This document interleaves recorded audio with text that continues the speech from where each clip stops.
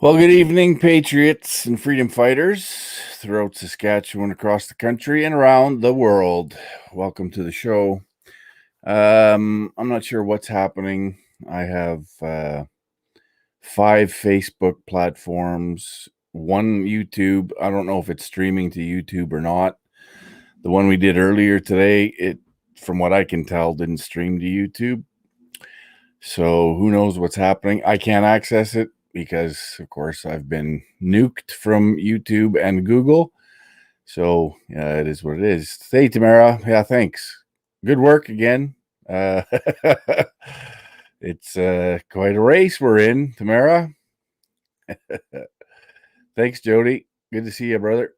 Yeah, so I don't know what's going on because I still only have 60 viewers, and I'm assuming I'm being throttled on Facebook. Twitter and D Live. Let's see what's happening on D Live. There we go. D Live is all good. Good to see you folks over there on D Live. And Twitter. I don't know if Twitter's. Yeah. Anyway, it is what it is.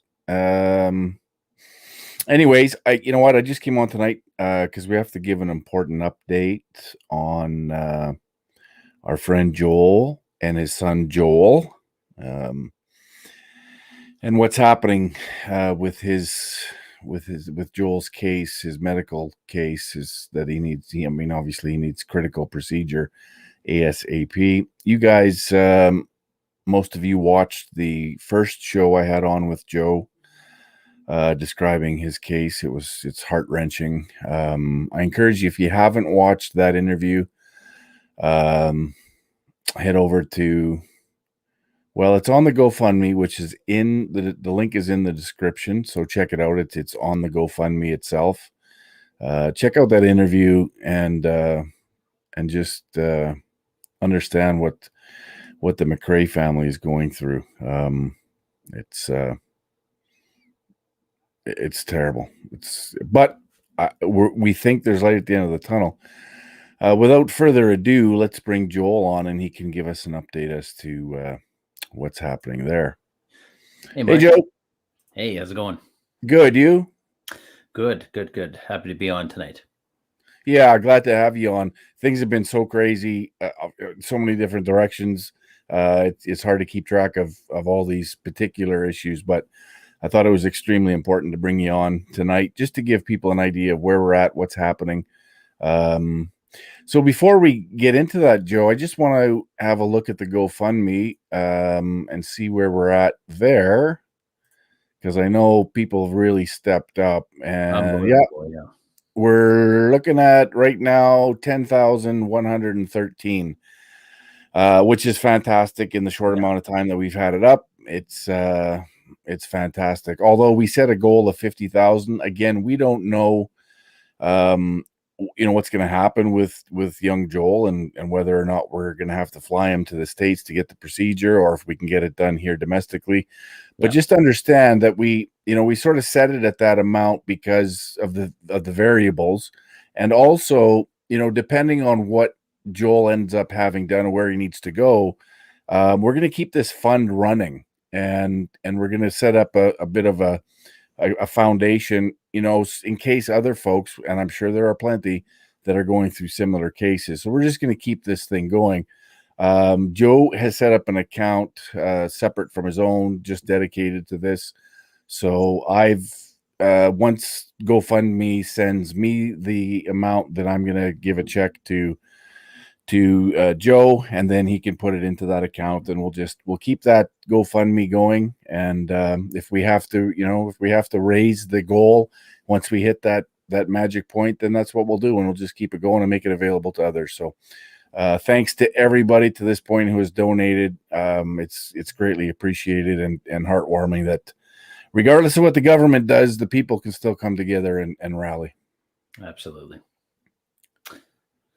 Yeah. So go ahead, Mark. Sorry. Yeah, I was just gonna say. So where are we at, Joe? I know people are curious and anxious to know where we're at. Yeah. So again, thank you to everyone who has your prayers and support after the interview we did on the show. It's just been, like I say, overwhelming. The story has got out, and so many people have shared it. Been contacted by so many different people saying thank you so much for sharing the story, because it hit home to not only our family but to other family that have loved ones in the hospital or that are going through the same thing, waiting for surgery. So since then, I've been pushing every day during the week to get Joel this critical surgery that he needs. Been in touch with the governments again from Winnipeg, and it's funny because they know I'm pushing, they know the story is out, but yet they're passing the message on to the hospital in Winnipeg, and the Winnipeg hospital contacted me saying, we have a provincial government email that you sent to them. We're going to send this email to our complaint department, and someone from our hospital will be contacting you. And I was just like, okay, I'm just trying to get Joel the critical care that he needs. So we'll see where it goes. So then I was pushing Joel's doctor in Saskatoon. I've been emailing, calling, and finally got a response this past week, just saying that Joel is he'll be in touch with the doctors in Winnipeg to see what's going on there. If not, he's going to put in a referral to Edmonton or Toronto. And I was in touch with both Gamma Knife departments where they do the surgery in Edmonton and Toronto, and they said our COVID numbers are pretty low. Like we accept out of travel patients. You just need a referral letter from your doctor, and we schedule that in. So I said, well, okay, I'll make sure I can get that from the doctor. And finally, he sent a referral in, because he can't get anywhere with Winnipeg, which is sad. He's disappointed, I'm sure, as we are. And then I went and reached out to the St. Louis hospital, because they also do this Gamma Knife surgery. They said there is no waiting time over there, but Joel needs a passport. He needs all the medical information, and then they would give us a price on how much that would cost. So okay, so no quote there yet. They won't even give a quote until I have all that information. Okay, so fair enough. But Mark, I showed my kids the interview, and I was with my son, and he was tearing up. He goes, "Wow, I can't believe there's some actual good people out there. Like, wow, they care about me." And it's touching. It's very it is. Yeah, I mean, I'm getting teared up here just thinking about it. Yeah. You know what? But this is, I harp on this often, that we, the people, really need to grab a hold of this sense of self-reliance. And when I say self-reliance, I don't mean just on an individual basis, but on a community basis. Yeah.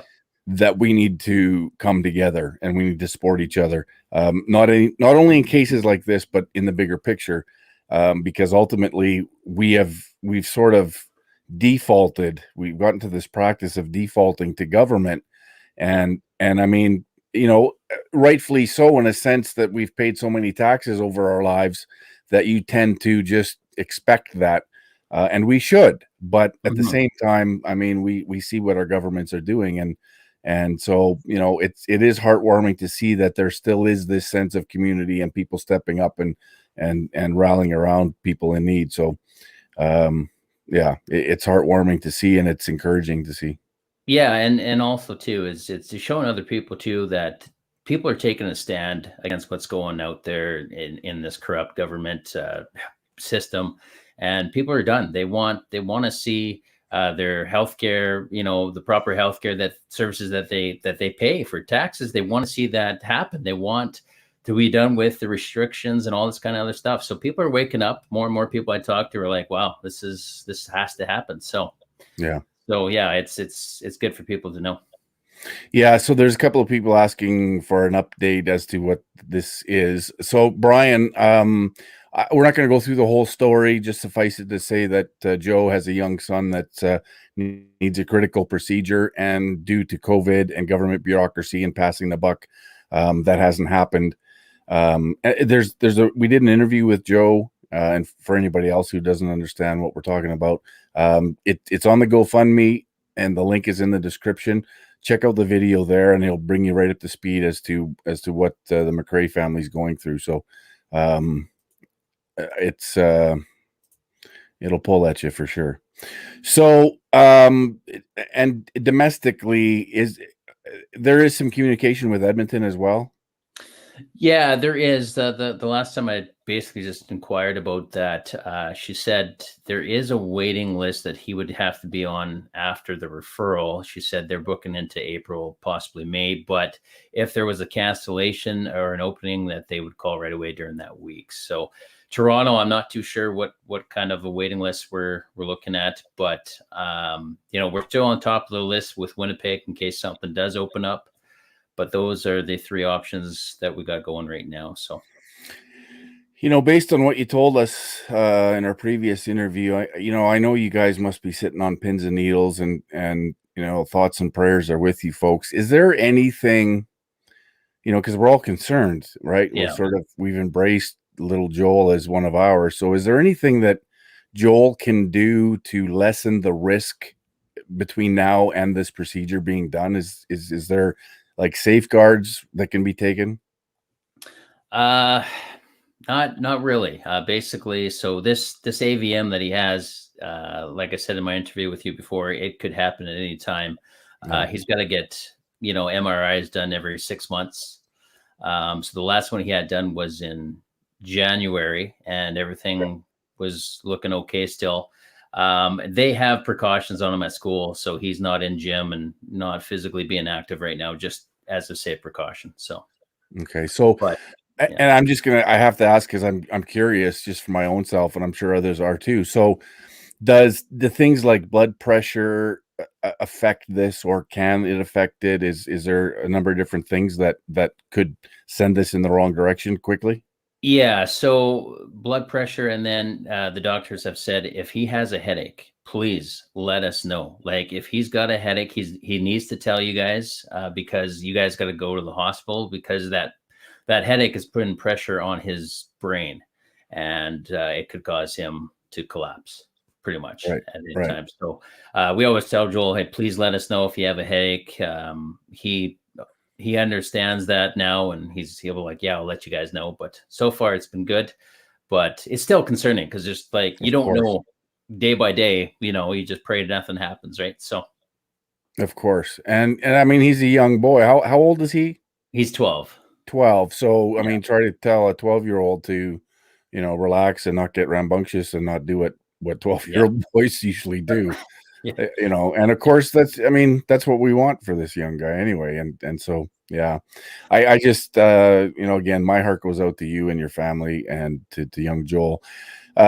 Before we came on, Joe, you sent me a video of young Joel, and he wanted to send us a message. So yeah, he was so touched. He's like, yeah, let's do a video for the show tonight. So yeah, and I'm most likely gonna tear up here, so it may take me a minute to come back, but let's hear what young Joe has to say.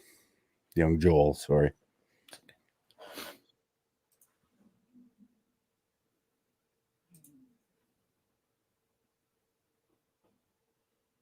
I'm not getting sound. Oh yeah, there. That's why. My fault. Hang on. We'll start this again. There we go.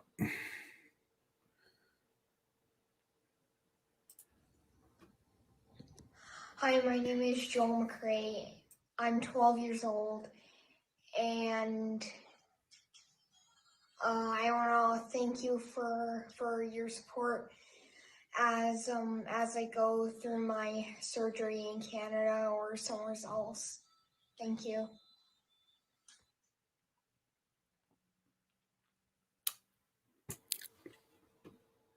And there's so many kids like Joel. There's people that just, thank you. Yeah. I mean, we didn't need to see that to have our heartstrings pulled, but of course, when you like I said, he's one of ours now too. So yeah, we'll do what we can to take care of him. You know what? it's heart-wrenching, but these things are they're gonna build some scar tissue on us and young Joel as well, and he's gonna get through this, and he's gonna grow up to be a strong man looking after his family. So Yes. all is good, all will be good, I'm confident. And like I said, hearts and prayers and thoughts are all with you and the family, and I know everybody in the chat is as well. Is there anything else that you can tell us to as far as information or something that we can close out with to keep us going till the next time? Just that I will be keeping you guys all updated as soon as I hear more information, when a surgery is booked and a date's booked. And we are continuing to fight for Joel and for other people. And just thank you from the bottom of my heart. You guys have been such a blessing and support. And it's emotional. It is. Every time I see the interview or I talk about it, it's hard to contain myself. But you don't know how much it means to us as a family. And thank you so much. Hey, we got to do it. And you got our full support as long as you need it. So I'll stay in touch with you, of course. And we'll stay close to this issue and make sure we're up to speed on what's happening, and I'll let everybody else know as we go through this. If there's anything that I can do just logistically, let me know as well. Sure. I'm pretty slammed, but I'll make room if there's something that I can do, even phoning or trying to influence or whatever.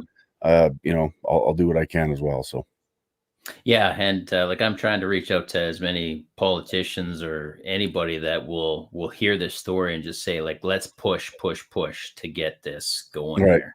Have you talked? We may have talked about this, but I'm going to ask again. Have you talked to your MLA? Yeah, he's in contact with me every week. He's actually got a picture of Joel on his phone, and me just to remind him that this is serious. We got to get something done here. He's been in contact with Winnipeg, and he goes, okay, Joe, everybody knows your story over there. So it's just, we got to get rid of the corrupt politics over there and get something happening here. Absolutely. So. And who is your MLA? Todd Gowdy in Melfort here. Yeah. All right. Regardless of politics, he's in a position that might be able to move the dial on this. So kudos to him, for doing whatever he can do.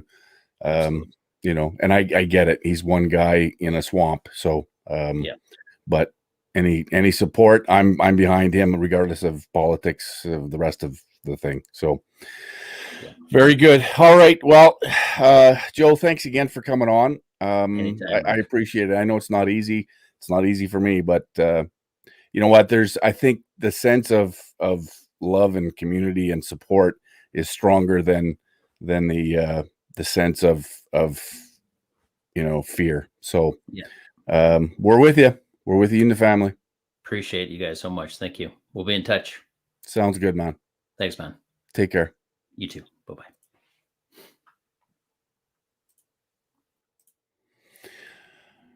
All right.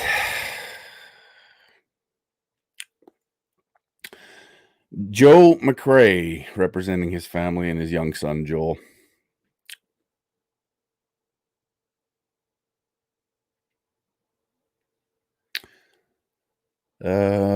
Yeah, Roz, very good. She says I'm gonna email Randy Hoback too. Yeah, fantastic. You know what? Anything that you guys can do, even outside of donations, are obviously appreciated. But just by sending emails to your MLAs and your MPs, forcing the issue, getting them to force the issue, obviously is something that we can all do. So I recommend doing that. Again, outside all of the other politics, this is about a young boy whose life is literally on the line. So, reach out to your political leaders. And I say that lightly, but reach out, get them to do whatever they can. Have them look at the video, understand the seriousness of the situation. Yeah. So anyways, thanks, Jody. Yeah, do that. I'll talk to you. Give me a call later. Sean's still here till tomorrow. So I'm I'm going to take a break tonight because I need it. But it's been a great weekend. As you guys probably saw in our live feed from the road earlier this afternoon, if you haven't, check it out. It was a pretty lively one. Pretty fired up, as well we should be. So anyways, have a look at that one if you haven't seen it. But yeah, we've been at it all weekend. So hey, yeah, tell me about it, man. Sean just walked in. He says, "You're gonna make me cry out there." So yeah, yeah, we're gonna take a bit of a break here tonight and relax and zone out for a bit. But thanks for tuning in. We'll be with you tomorrow. We have the Great Reset Summit starting up again with episode 4, and Tuesday 5, and Wednesday the finale. So remember, 7 o'clock Central Standard Time, the Great Reset Summit. Tomorrow's guests are, let me check. Oh, this will be a really good one too. Judy Mikovits and Tom DeWeese. So that'll be a great show tomorrow. Tuesday's show, we have Salim Mansour and Mark Moss and Maxime Bernier. And then we finish up on Wednesday with Curtis Stone and Sean Taylor. So, yeah, tune in for that. I'm not sure there's lots more I could talk about, but I think that's it for updates. Oh, yeah, right. March 20th, Saskatoon, the big one. I think everybody knows about it. We're hearing from people all across the province that are going to be converging on Saskatoon. We got people in Manitoba, we got people in Alberta, and we got a convoy coming from BC. So I've got confirmation from Laura Lynn Tyler Thompson. I've got confirmation from Archer Pulowski. Pastor Tobias out in Manitoba is considering it. So is Pastor Henry Hildebrand. I just contacted him this afternoon, and he's going to try to make it. He can't confirm yet. So that's right there is a pretty strong list of speakers. We're working on some others. Yeah, it is going to be a big one. So make sure you have that on your calendar, share it out, spread the word, get as many people to this one as possible. Right now, more than any other time, even as important as every other time has been, this one is really important. We're seeing states throughout the United States opening up, dropping this bullshit mandates for masks and regulations and business killing restrictions, completely opening up.